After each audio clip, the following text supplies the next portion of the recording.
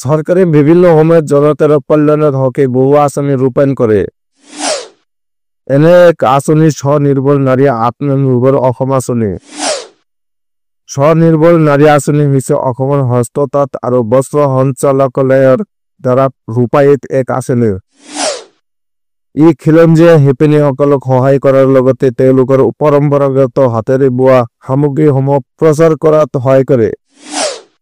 এই আঁচনিয়ে কোনো মধ্যভোগীৰ সৈতে জড়িত নোহোৱাকৈ শিপিনীসকলৰ পৰা প্ৰত্যক্ষ ক্ৰয় নিশ্চিত কৰে, যাৰ ফলত তেওঁলোকে ন্যায্য বজাৰ প্ৰৱেশ কৰিব পাৰে।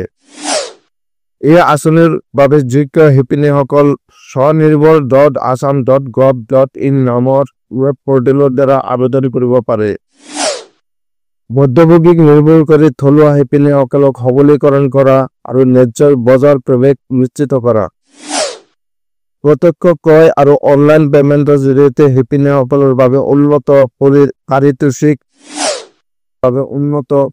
পাৰিতোষিক হস্ততাঁত প্ৰশিক্ষণ কেন্দ্ৰ আৰু প্ৰতিষ্ঠানৰ জৰিয়তে দক্ষতা উন্নতিকৰণ আৰু প্ৰশিক্ষণৰ সুযোগ, আৰ্হি গুণগত মান আৰু উৎপাদনশীলতা বৃদ্ধিৰ বাবে আধুনিক প্ৰযুক্তিৰ সংগতি, হাতেৰে বোৱা বস্তুৰ শ্বৰুম আৰু মাৰ্কেটিঙৰ জৰিয়তে বিক্ৰীৰ সুযোগ বৃদ্ধি, অসমৰ পৰম্পৰাগত ঐতিহ্য সংৰক্ষণ আৰু প্ৰচাৰ।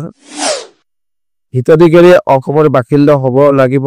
শিপিনী গৰাকীৰ ঘৰত তাঁত শাল থাকিব লাগিব। বৈধ বেংক একাউণ্ট থাকিব লাগিব। শিপিনী গৰাকীৰ হাতত directorate of handloom and textile আছামে জাৰি কৰা পাছবুক থাকিব লাগিব। অসমৰ খিলঞ্জীয়া শিপিনীসকলক আবেদন কৰিব আহ্বান জনোৱা হৈছে। বিভাগীয় কৰ্তৃপক্ষই এই সন্দৰ্ভত পৰীক্ষা কৰি চাব। শিপিনীসকলে স্বনিৰ্ভৰ নাৰী পৰ্টেলত গৈ পঞ্জীয়ন কৰিব পাৰিব।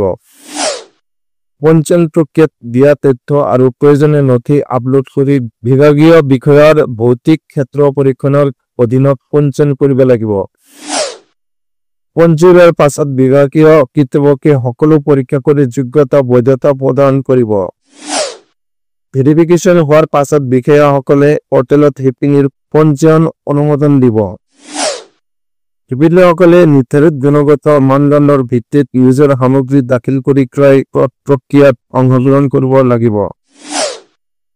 অসমৰ হস্ততাঁত আৰু বস্ত্ৰ সঞ্চালকালয় RTFETA-GMC লিমিটেড আৰু অন্যান্য সংশ্লিষ্ট প্ৰতিনিধিৰে গঠিত ক্ৰয় সমিতিখনে সামগ্ৰীসমূহ পৰীক্ষা কৰি মূল্য নিৰ্ধাৰণ কৰিব। সফল ক্ৰয়ৰ পাছত শিপিনীসকলে অনলাইন ধন লাভ কৰিব। অসমৰ নাগৰিক হোৱাৰ প্ৰমাণ, তাঁতশাল থকাৰ প্ৰমাণ, বেংকৰ তথ্য। উল্লেখ্য যে 2022-23 বৰ্ষত আৰম্ভ হোৱা এই আঁচনিৰ অধীনত প্ৰথম অৱস্থাত 5,54,892 গৰাকী শিপিনীৰ নাম পঞ্জীয়ন কৰা হৈছিল। পঞ্জীয়নভুক্ত শিপিনীসকলৰ পৰা 31 বিধ পৰম্পৰাগত বান্য বস্তু ক্ৰয় কৰি বিক্ৰীৰ ব্যৱস্থা কৰা হৈছিল। ইয়াৰ অধীনত 19 কোটিৰো অধিক টকাৰ বস্ত্ৰ ক্ৰয় কৰি বিক্ৰীৰ ব্যৱস্থা কৰিছিল।